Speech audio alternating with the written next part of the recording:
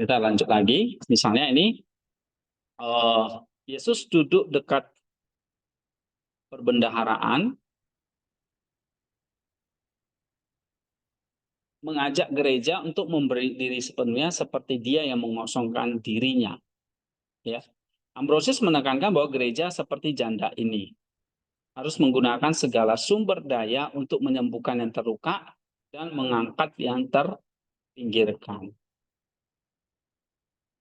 Ya, nah, kamu kutip Ambrosiusnya ini. Ya. Lalu dengan demikian setiap tindakan pelayanan gereja adalah cerminan kasih Kristus yang kekal. Nah, jadi hubungkan dengan Christ Center-nya apa di sini? Yesus mengajak gereja untuk memberi diri sepenuhnya seperti dia yang mengosongkan diri.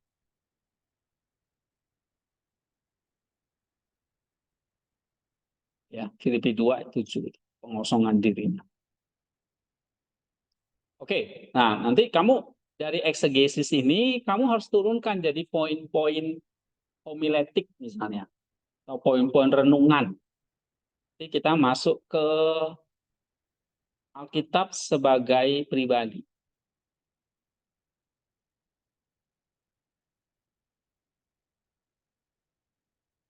Ya, atau kalau di langkah eksegesis itu nanti di ini personal dan aplikasinya.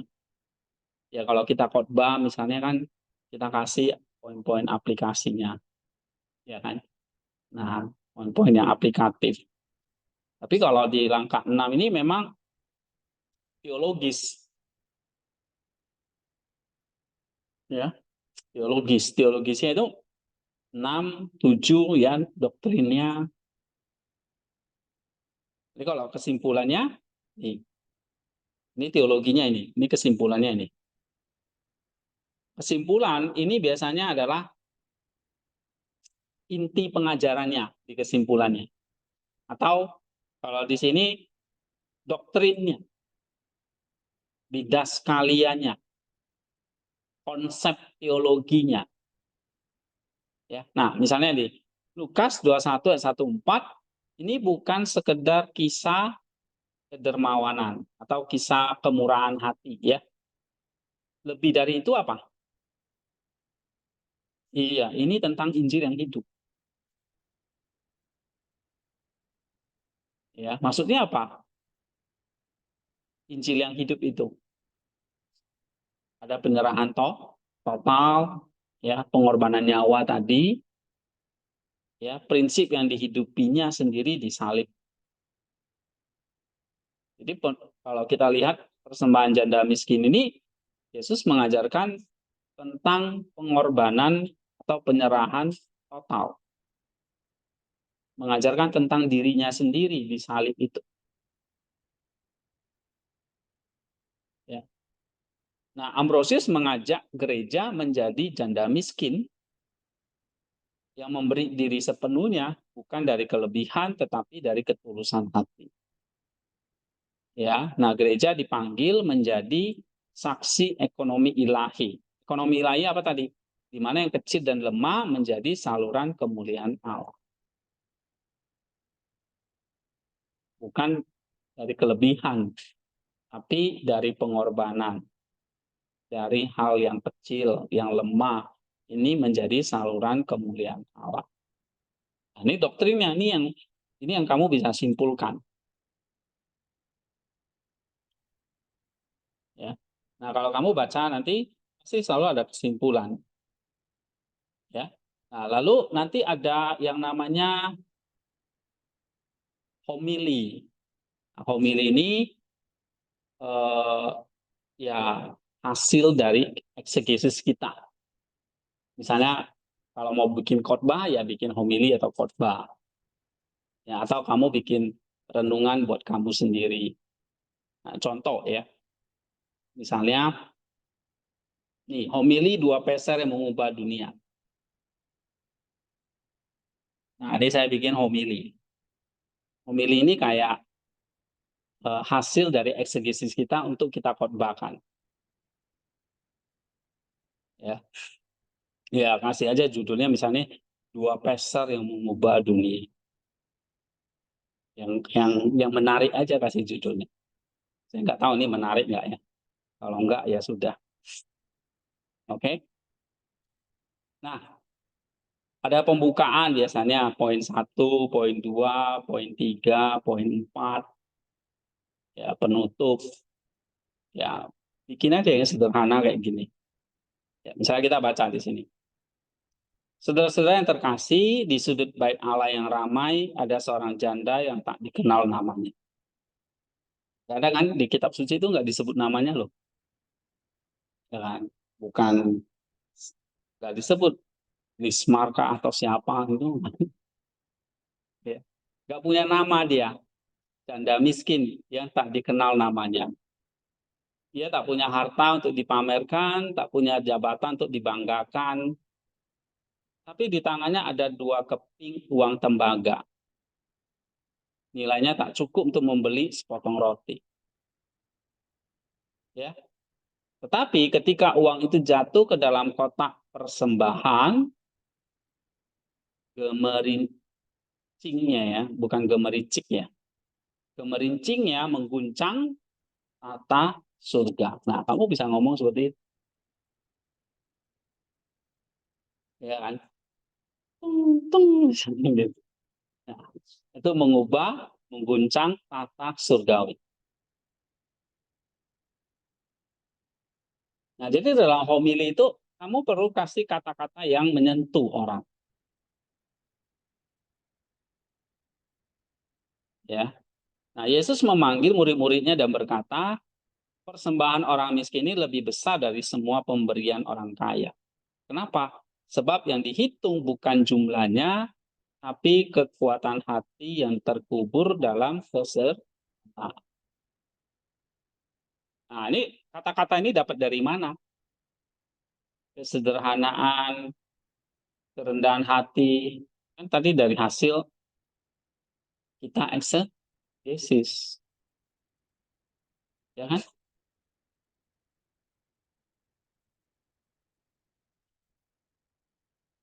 Nih, kata-kata kesederhanaan itu penting. Ya,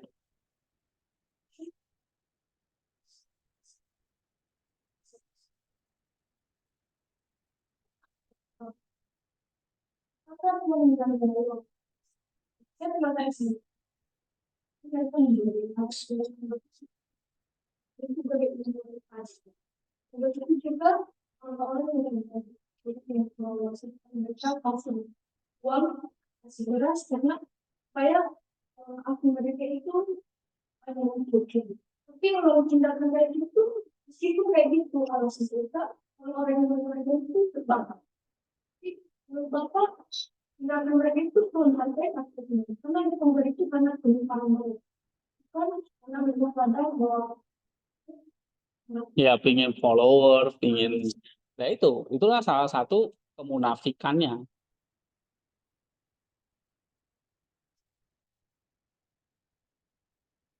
Iya, tapi kan bukan menjadi saluran kasih Allah yang seperti yang diajarkan kan. Ya, orang itu terbantu kenyang gitu. Ya.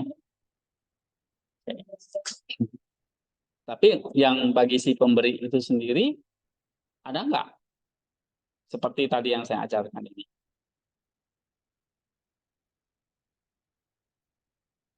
Nah, sakramen kasih Kristus itu. Kalau misalnya eh, motivasinya itu nanti kalau nggak ada pengikutnya misalnya gimana? Nah, kan gitu kan?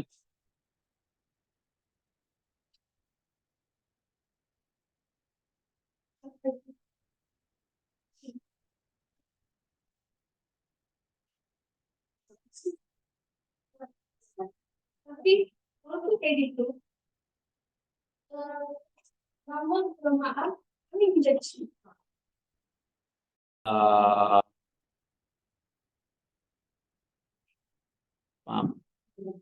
Yaitu beda ya konteksnya itu kan masalah disiplin harus dipaksa.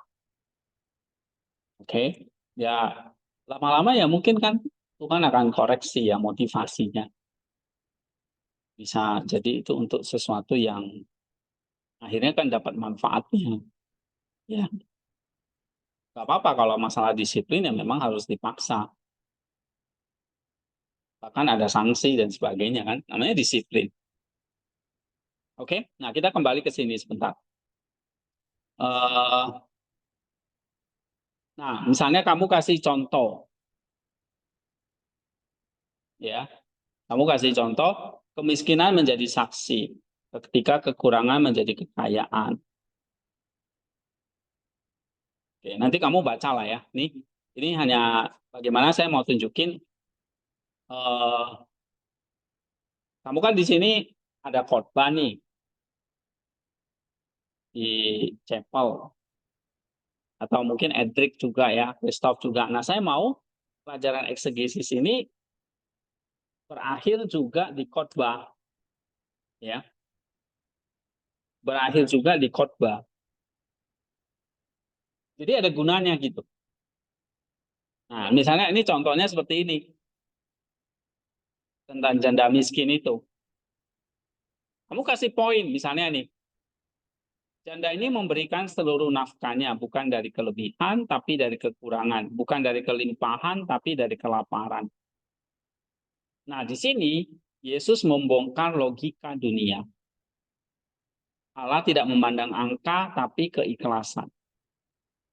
Dua peser itu adalah simbol iman yang berani berjalan di atas air, percaya bahwa Tuhan takkan membiarkan anaknya tenggelam. Ambrosius dari Milan melihat ini sebagai misteri iman, kita menjadi kaya justru ketika berani kehilangan. Nah, kita harus ajarin jemaat itu seperti itu. Kita menjadi kaya ketika kamu berani kehilangan. Bukan tadi motivasi kayak Wiki. Kita jadi kaya, saya memberi supaya saya diberkati kan gitu. Artinya bukan kehilangan, tapi malah dia kepingin dapat tambah banyak. Ini saya kasih buat Tuhan ya, 10 juta. Tuhan balas saya 100 juta.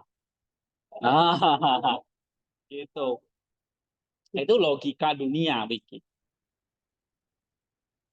Ya, tapi justru Tuhan ngajarkan apa? Berani kehilangan. Jadi kamu kasih 10 juta, hilang 10 jutamu. Nah, kamu jangan mengharap timbal balik kamu dapat 100 juta. Itu logika dunia. Tapi Allah juga nggak akan membiarkan kamu tenggelam, dia bilang. Ini misteri iman. Seperti janda tadi. Dia kasih 2 peser tembaganya. Bagaimana nanti dia hidupnya, makannya? Dia janda miskin lagi. Ya kan? Janda nggak ada suami terus miskin. Nah, ini mengajarkan dia berani kehilangan. Dia berani nggak makan. Bahkan mungkin kehilangan nyawanya. Tapi malah Tuhan Yesus memuji dia. Dia ngomong apa di ayat 3? Memberi lebih banyak daripada orang itu. Nah, ini misteri iman. Ya, artinya kamu berani kehilangan, kamu akan kaya. Tapi motivasinya bukan karena kamu banyak memberi, terus pasti kamu hitung-hitungan sama Tuhan, ekonominya hitung. Tuhan, kalau saya kasih 10 juta, Tuhan akan balaskan saya berapa kali lipat nih? 10 kali lipat, berarti 100 juta. Oke lah, boleh. Nah, itu yang kayak kamu lihat di TikTok, itu mungkin seperti itu. Ya, bukan. Bukan seperti itu. Tapi mengajarkan kita berani kehilangan. Seperti Kristus mengosongkan dirinya. Janda ini mengajarkan bahwa kemiskinan materi bisa menjadi jalan menuju kekayaan rohani. Ya, nah poin kedua, kamu kasih contoh salib dalam 2 keping uang, pengorbanan yang menyatu dengan Kristus. Jadi 2 peser itu bukan sekedar uang loh, kamu harus lihat. Itu adalah apa? Kehilangan nyawa tadi itu loh. Janda miskin punya cuma 2 peser, nyawanya bergantung kepada siapa? 2 uang itu. Dia kalau nggak makan mati kan. Nah, itu adalah satu tanda kalau Christ Center itu adalah salib dalam bentuk koin. Atau salib dalam bentuk uang.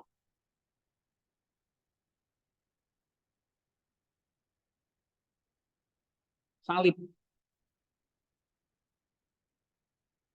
Ya.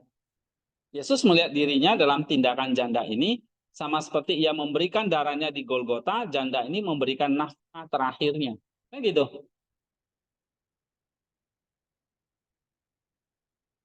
Yesus kasih darahnya terakhir di mana? Kalau janda ini dia kasih apa? Uang. Coba baca di ayat ini. Ayat 4. Ayat 4 coba baca. Sebab mereka semua memberi dari kelimpahannya, tetapi janda ini memberi dari kekurangannya. Bahkan seluruh nafkah yang dia itu nafkah terakhirnya pun dia kasihkan. Ya kan? Nah, ini artinya apa? Ini kayak kalau dalam presenter itu seperti apa? Salib. Yesus menyerahkan nyawa terakhirnya di Golgota. Sehingga di sini bait Allah bukan hanya bangunan tapi gambaran tubuh Kristus yang terkoyak untuk kita. Ambrosius menulis, 2 koin itu adalah luka yang diobati, lapar yang dikenyangkan. Ini bagus ya Ambrosius ini. Bapak gereja dari barat. Dia bilang apa? 2 koin ini adalah luka yang diobati, lapar yang dikenyangkan. Tadi pemberian itu kan pemulihan. Nah, kamu harus lihat, pemberian kamu adalah pemulihan. Pemberian Yesus, dia kan memberikan darahnya. Kita jadi pulih. Nah, prinsip kita begitu. Ya. Pemberian kita, apalagi memberi dari ketiadaan, kita mengukir jejak kasih Kristus di dunia. Nah, kayak gini loh, homili-homili kayak gini yang kalian harus sampaikan.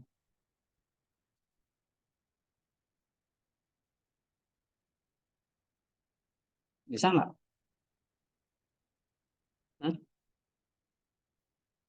Kalau muda makan kerupuk. Ya. Oke, coba yang ketiga.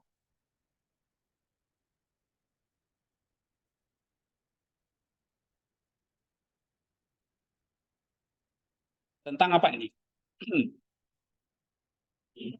Iya, tadi kan kalau di sini kan hasil eksegesisnya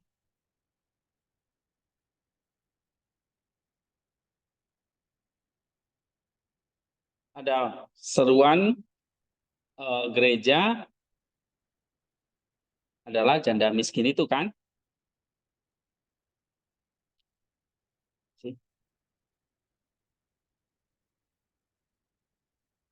Lukas 21. Ditutup sih tadi. Oh, nih.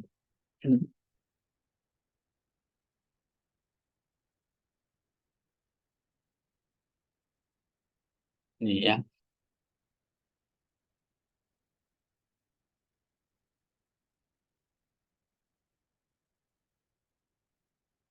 Ini kan gereja adalah janda miskin yang memberi diri sepenuhnya. Nah, berarti poin homiletiknya Bang.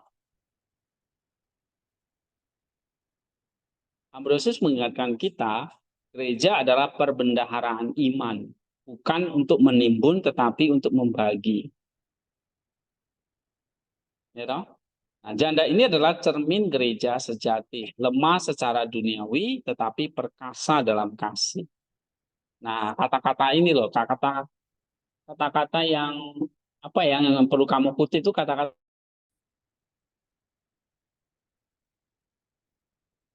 ketika gereja berani memberi dari kekurangan,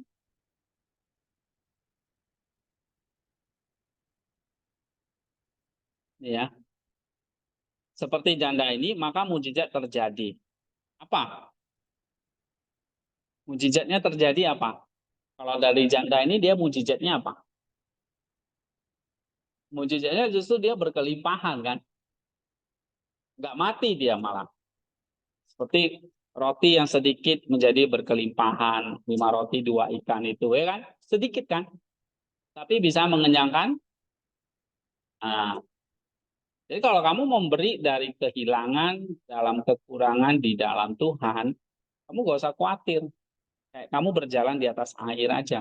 Atau kayak roti jadi banyak, air jadi anggur, yang putus asa jadi pengharapan. Ya kan? Nah, di tengah dunia yang terobsesi dengan kesuksesan materi, gereja dipanggil menjadi janda miskin. Artinya bersaksi bahwa kekuatan sejati ada dalam kelemahan yang diserahkan kepada Tuhan. Ya udah kamu kutip aja 2 Korintus 12 ayat 9. Coba baca. 2 Korintus 12 ayat 9. Si Tuhan kepada kita masih mengaku bagimu sebagai dalam kelemahan kepalanya kuasaku menjadi sempurna. Sebab itu lebih aku suka berteman atas kelemahanku supaya kuasa Kristus turun dalam aku. Iya, intinya di situ. Di dalam kelemahan justru ada kekuatan sejati dari Tuhan. Nah, itu relevansinya dengan ayat itu. Ya. Nah, misalnya poin berikutnya, persembahan janda ini tak berhenti di kotak persembahan. Ia mengalir ke jalan-jalan di mana orang miskin tidur di emperan, ke rumah-rumah di mana anak yatim menangis, ke hati yang hancur butuh diampuni. Ya, Ambrosius menekankan 2 peser ini adalah kasih yang bergerak. Setiap kali kita memberi tumpangan pada pengungsi, menjenguk tahanan, membagikan senyum pada yang terbuang, kita itu sedang melemparkan apa? 2 peser ke dalam kotak persembahan. Jadi ibadah yang sejati itu bukan sekedar kasih persembahan aja, ritual di gereja, tapi kasih yang menjelma di jalanan.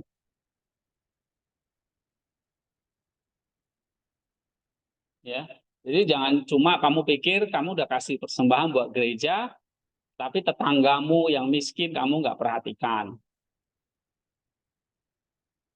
ya. Atau saudaramu yang nggak punya beras kamu nggak pernah kasih. Oh, tapi persembahan gereja rutin, bahkan kalau bisa naik sampai 90% dengan harapan cuannya 100%. Ya. Nah, itu salah.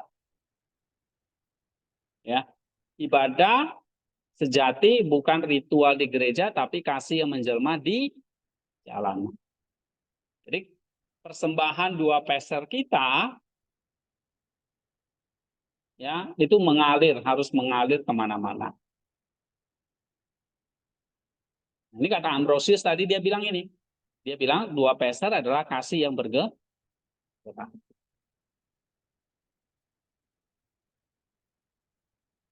Nah, kamu khotbah seperti itu, dapat poin-poinnya itu seperti itu.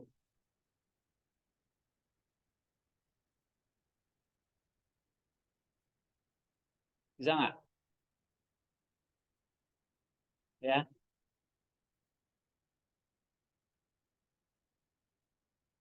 Nah, baru penutup.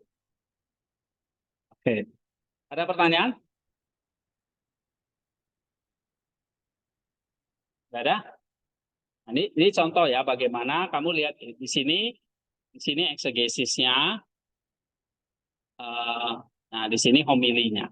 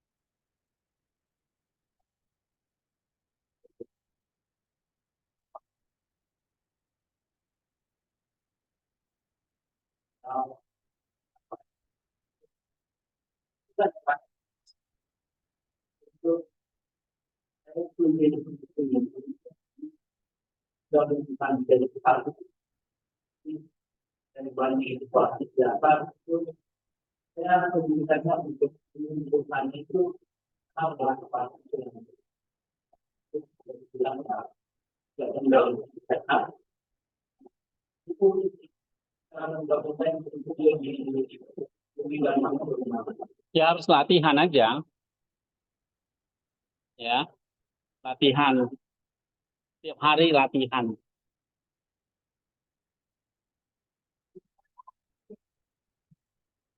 Ya,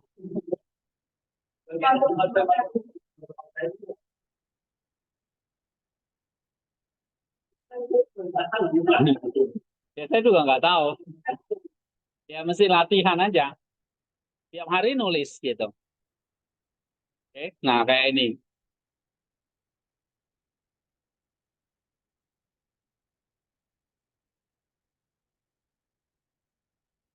Hmm.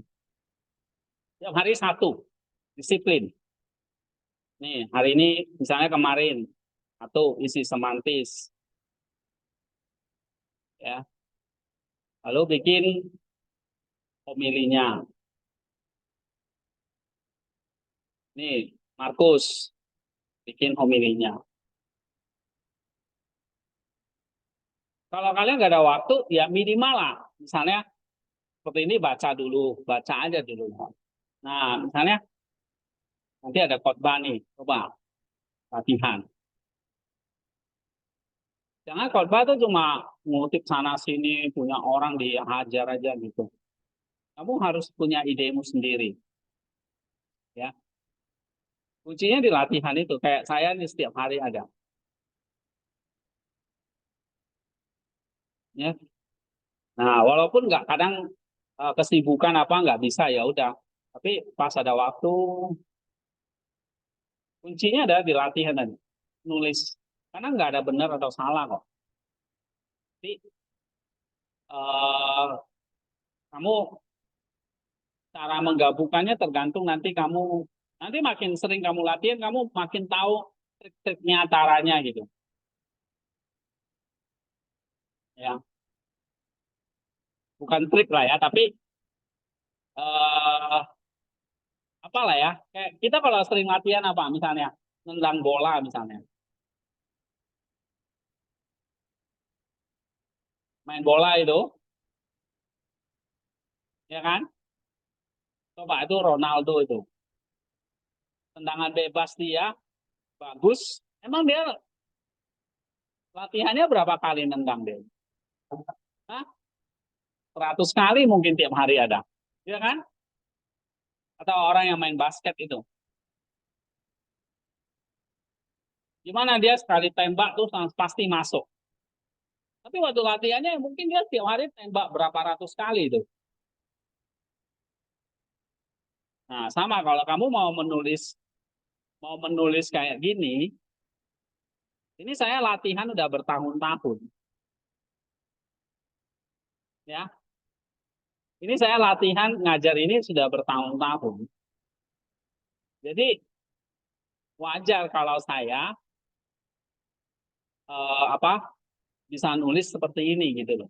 Walaupun bukan memuji ya, tapi maksudnya bagi saya ini karena proses gitu, proses eh, menulis bertahun-tahun. Coba saya nggak pernah latihan, tiba-tiba bisa nulis ini, ya bisa ambil punya orang atau pakai AI misalnya segala macam, ya kan? Tapi karena ini rutin latihan nulis bisa. Kuncinya di latihan aja, ya.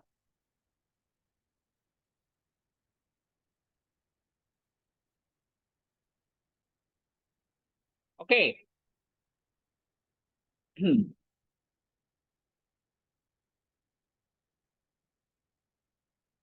Nah, berikutnya nih, misalnya secara ini contoh ya, tadi kalian bisa lihat lagi banyak contoh-contoh lain ini, ya.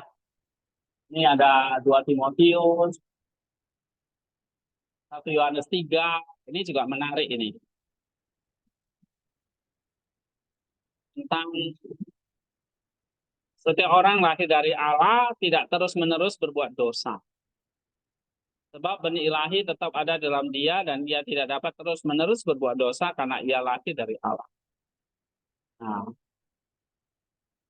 oke? Kamu pikirin apa dulu nih? Nah, nanti kamu baca Christ Center-nya. Jadi kamu baca Eklesialnya dari Agustinus. Ini udah baca belum? Hah? Ini kan tugas mingguan ini. Terus analisisnya. Nah, baru eh, sinerginya.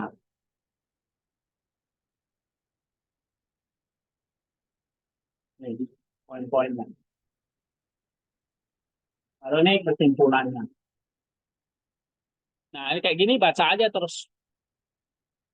Ya, saya belum suruh kalian tuh nulis dulu. Belum.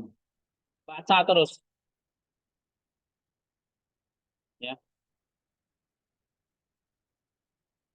saya tahu memang nggak mudah. Tapi eh, ya dengan tahu baca terus pelan-pelan berproses gitu. Karena namanya belajar Alkitab itu seumur hidup kan. Nah, kamu misalnya ikut kelas ini ya, semester ini belum tentu kamu bisa mahir juga. Tapi paling nggak ilmunya kan kamu udah dapat. Nah, nanti ke depan kamu bisa apa? Iya, buat sendiri, latihan sendiri gitu. Yang penting kan caranya udah tahu.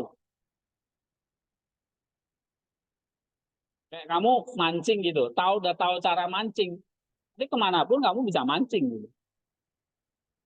Ya.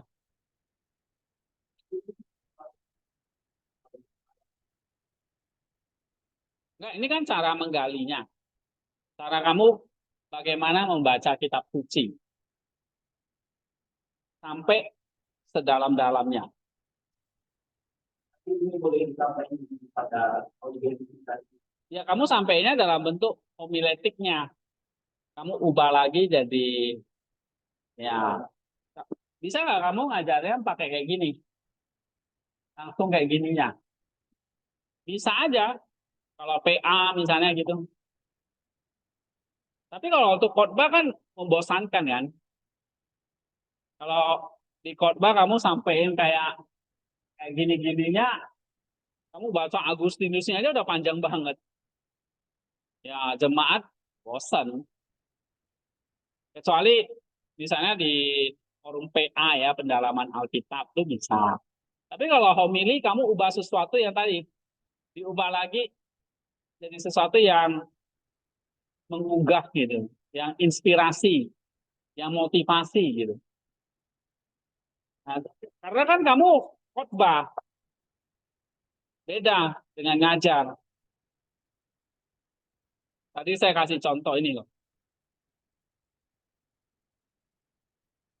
ya.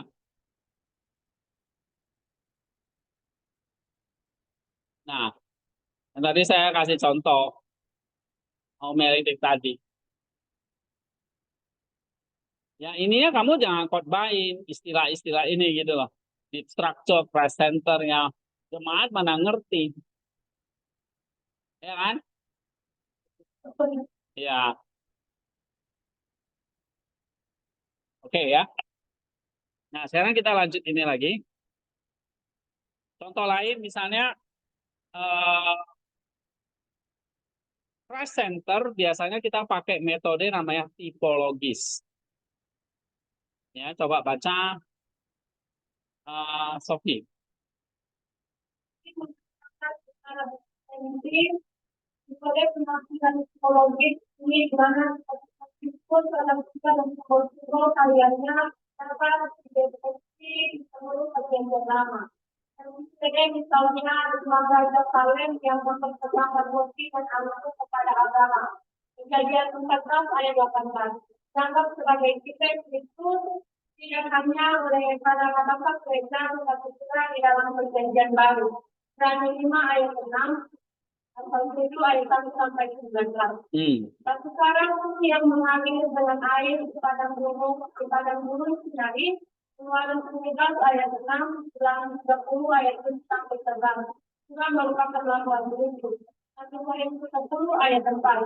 Teologi menjelaskan pilihan pelajaran yang hanya pada kayu satu kudus, tetapi juga di samping baru kedua masa prasaja, mengapa bacaan tentang kejadian pada minggu ke-6 didominasi oleh contoh kudus, mengapa bacaan membaca kitab Ayub di pekan kudus, karena Yusuf dan Ayub yang sama-sama menderita tanpa dosa menjadi pertanda bagi penderitaan penebusan Kristus di kayu salib. Iya.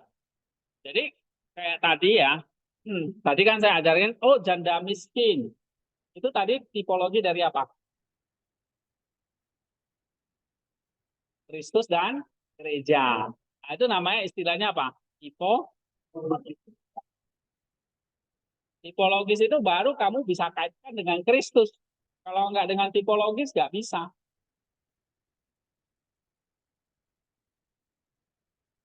Jadi paham ya? Tadi contoh tadi, 2 peser tadi itu kaitannya dengan apa?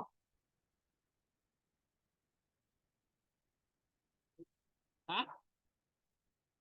Salib dalam bentuk koin. Jadi tipe-tipe itu loh kamu cari. Di janda siapa? Gereja.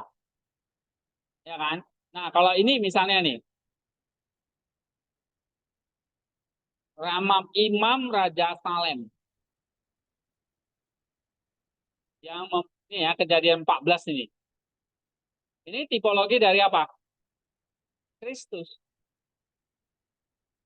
Coba baca kejadian 14 ayat 18.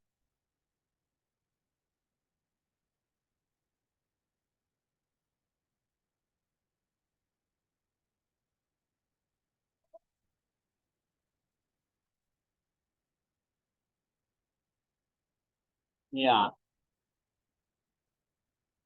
Itu kalau kamu baca ayat itu menunjukkan kepada siapa?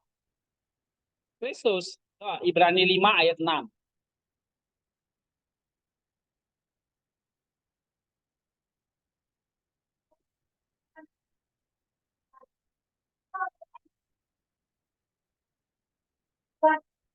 Nah, jadi Imam Raja Salem atau Melkisedek ini itu adalah tipologi Kristus. Contoh misalnya batu karang di Keluaran 17 ayat 6. Coba baca Keluaran 17 ayat 6.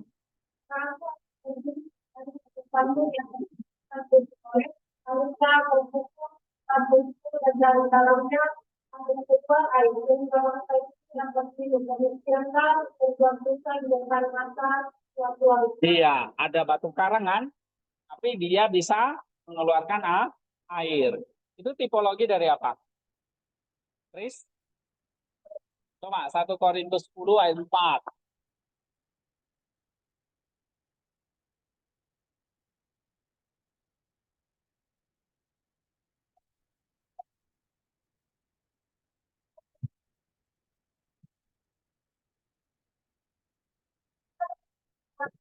Iya, Paulus sendiri yang ngomong. Ya kan? Nah, ini namanya apa? Tipologi. Nah, jadi kalau kamu mau cari nih, batu karang, centernya apa? 1 Korintus 10 ayat 4. Ya, nah, ada contoh lain misalnya kitab Ayub, kitab Yusuf tentang Yusuf. Ini tipologinya kepada Kristus. Kenapa? Karena mereka menderita tanpa dosa. Ini adalah satu tanda penderitaan penebusan Kristus di kayu salib. Ya, coba baca lagi.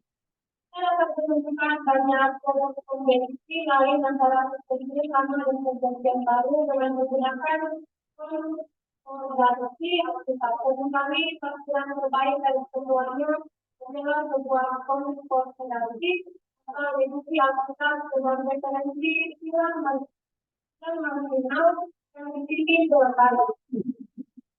Kan saja semuanya saling berkaitan dalam kata-kata Al-Quran. Seorang Kristen adalah orang yang manapun yang memandang di mana-mana yang berada di dalam siap. Hal ini berlaku orang Kristen yang harus siap. Manapun yang memandang yang halaman yang menemukan Iya, jadi halaman kitab suci manapun ada Kris. Makanya teks satu dengan atau ayat yang satu dengan ayat yang lain itu bisa saling menerangkan. Nah, itu Christ Center.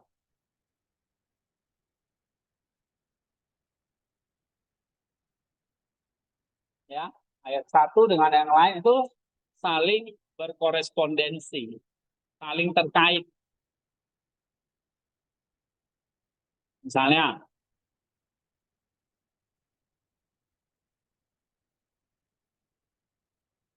inilah, saya 1 Yohanes 3:9. Coba baca.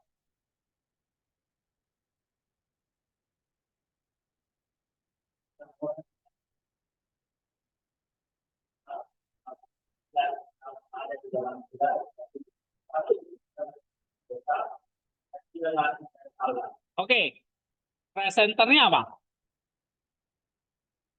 Nih,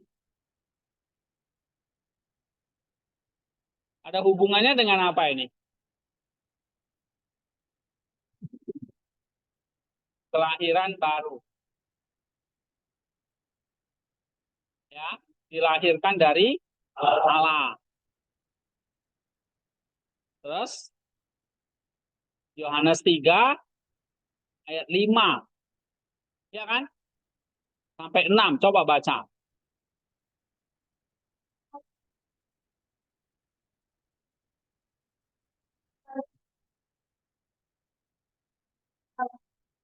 Nah,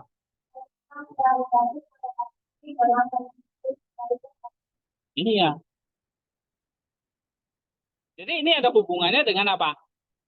Regenerasi oleh Roh Kudus melalui iman kepada Kristus. Coba 1 Petrus 1, 2, 3.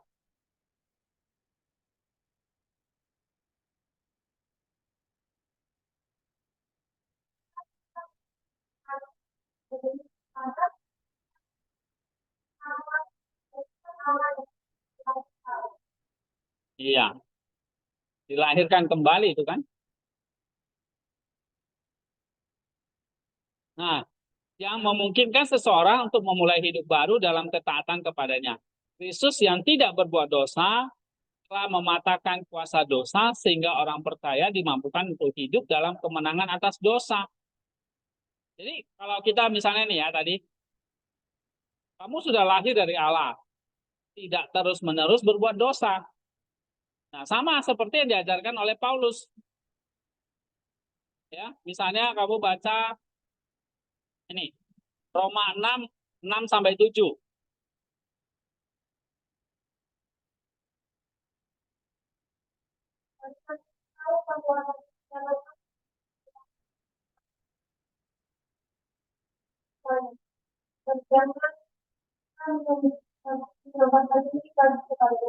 Iya. Nah, ada hubungannya nanti ini. Benih Allah. Dikatakan kan ada benih Allah yang tinggal dalam diri orang percaya. Ini apa? Galatia 5 ini. Kehadiran Roh Kudus yang terus bekerja, menguduskan dan membimbing mereka untuk hidup sesuai dengan kehendak Allah.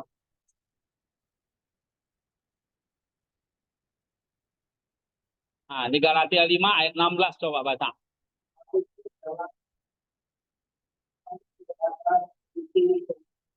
Nah, hidup oleh Roh. Berarti apa nih?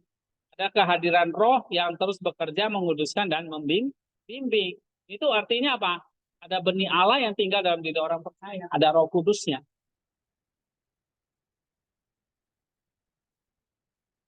Ya, sehingga melalui karya Roh Kudus inilah Orang percaya diberi kekuatan untuk menjalani kehidupan yang tidak lagi diperbudak oleh dosa, tetapi mencerminkan karakter ilahi dalam segala aspek kehidupan.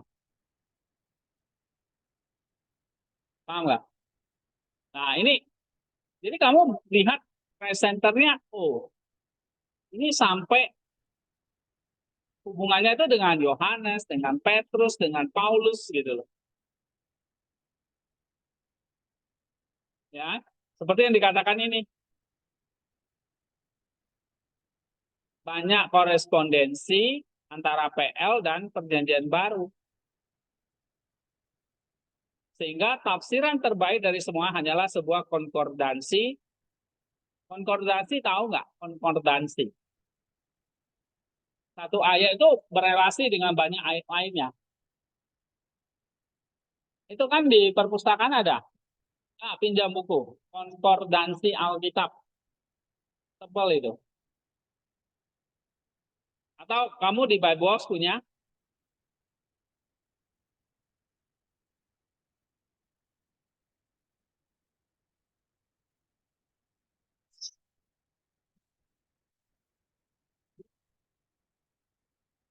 Nah, misalnya nih, orang Farisi pemakai.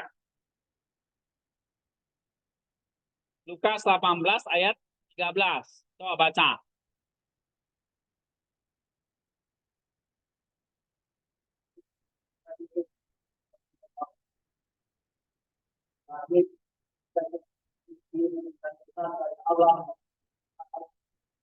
Nah, ya kan? Apa konkordansinya? Kamu lihat di sini. Text reference. Nih,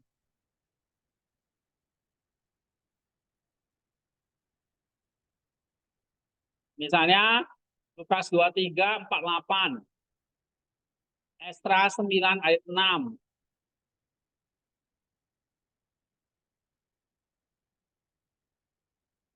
Oke? Nah, di sini di bawahnya ada lagi. Nah, ini kamu bisa pakai.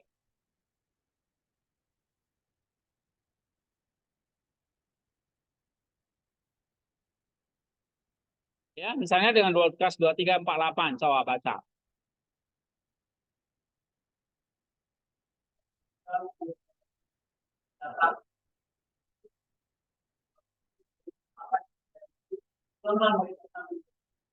Nah, ini peristiwa tentang kematian Yesus. Mukul-mukul dirinya. Ada hubungannya nanti. Terus, tadi dengan apa? Nih, Esra.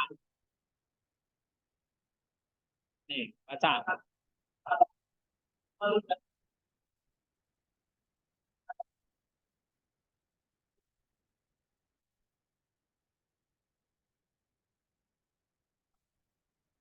Nah, ada hubungannya dengan perjanjian lama itu.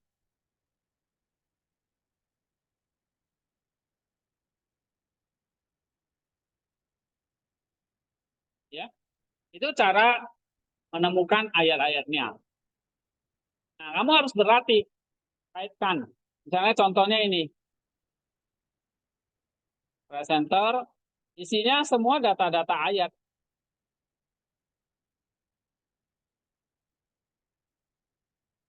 Ya, contoh lain misalnya.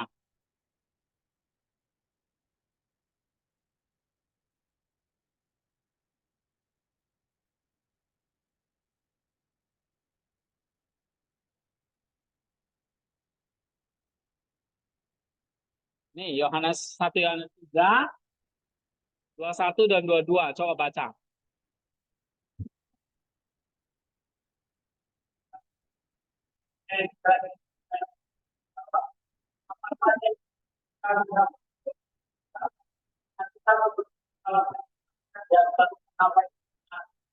Nah, apa presenternya? Nih, ya kan? Ada perintah Allah. Apa perintahnya? Kasih persaudara. Nah, itu ada hubungannya dengan Yohanes 13, 3. Ya kan? Aku memberi perintah baru kepadamu yaitu supaya kamu saling diri. Nah, terus Yohanes 15 ayat 7. Kamu tinggal dalam aku dan firmanku tidak dalam kamu. Mintalah apa saja yang kamu kendali, kamu akan menerimanya. Lalu 2 Korintus 12 ayat 8 sampai 9. Cukuplah kasih karuniaku sebab justru dalam kelemahan kuasaku menjadi sempurna. Ya. Nah, kemudian Filipi 2 ayat 5 sampai 8. Ada keselarasan dan kehendak Allah yang membawa keselamatan. Jadi kalau di sini kan kamu disuruh apa? Berani percaya untuk mendekati Allah. Sehingga apa saja yang kita minta, kita memperolehnya. Karena kita sudah menuruti segala perintahnya. Nah, ini ada hubungannya dengan ini. Meminta, tapi Tuhan bilang cukup. Terus meminta, tapi kamu harus selaras dengan kehendak Allah. Nah, ini namanya Christ Center-nya.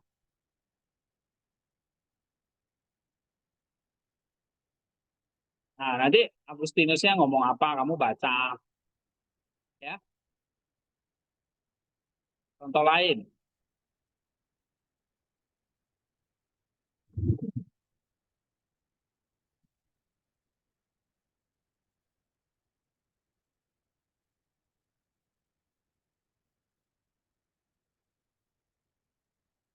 Nih, misalnya tentang uh, skema ya. Coba baca. Kami tahu bahwa kita semua kerjaan kita di bumi dibongkar. Allah telah menyediakan satu tempat kerjaan untuk bagi kita, satu tempat kerjaan yang kekal dan tidak dibuat oleh tangan manusia. Selama kita di dalam rumah ini, kita mengeluh dengan kita itu menggunakan tempat kerjaan untuk kekal. Ya, 2 Korintus ya, pasal 5, 1 dan 2.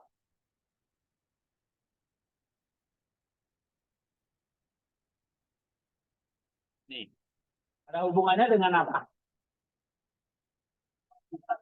Iya, terus mengubah tubuh yang mulia ini kan. Terus, nah, kemenangan atas kematian. Jadi kamu lihat di sini. Ada janji kebangkitan. Di rumah Bapakku banyak tempat tinggal. Sekarang ditaburkan dan tulisan akan dibangkitkan dalam kemuliaan. Nah, ini semua ada hubungannya dengan ini.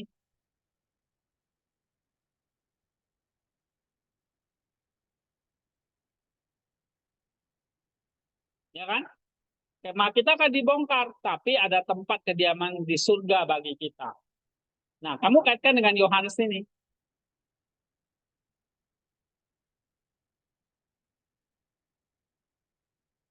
Oke? Terus, yang sekarang ditaburkan kebinasaan akan dibangkitkan dalam kemuliaan. Kamu lihat di sini. Nih. Kita dikasih tempat kediaman yang kekal.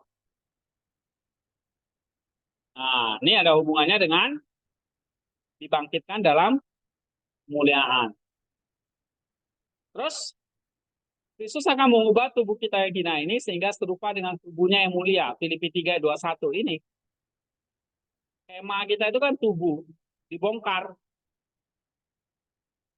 Tapi nanti akan apa? Ditransformasi. Makanya di sini Paulus dia mengeluh mengenakan tempat kediaman surgawi. Nah, ini ada hubungannya dengan ini.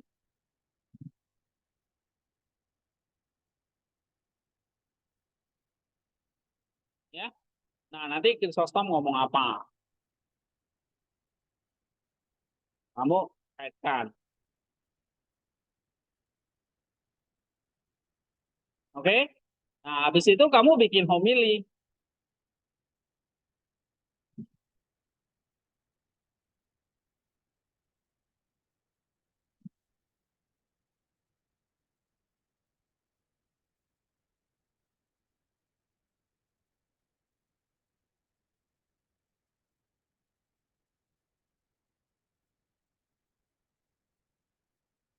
Mana ya homilinya ya?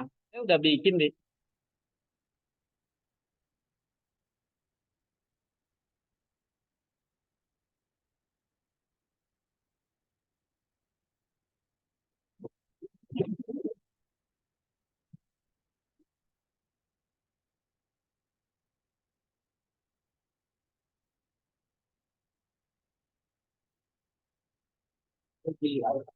Sekarang. Oh ya, sekarang ya. Oh ya. Bentar ya, ini selesai dulu. Oh, homilinya saya tulis di sini. Eh,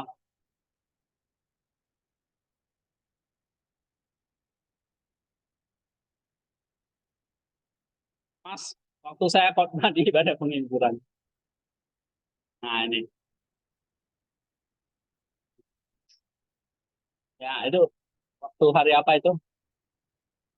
Kamu nggak ikut ya? Yang minggu lalu ya. Nah, ambilnya dari 2 Korintus. Nah, ini homilinya kayak gini. Jadi kalau bikin homili ditulis ulang gitu loh, dengan bahasa yang lebih sederhana. Ya, oke. Kita sampai di sini kelasnya. Jadi kita masuk lagi dogmatika ya. Nah, tinggal 1 poin Alkitab sebagai pribadi.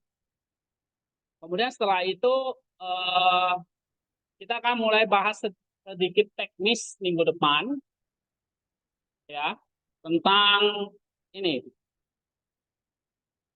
Nah, akan mulai masuk ke langkah-langkah eksegesisnya ya. Nah, yang ini jadi yang ini nanti tolong dibaca judulnya ini. Ini sama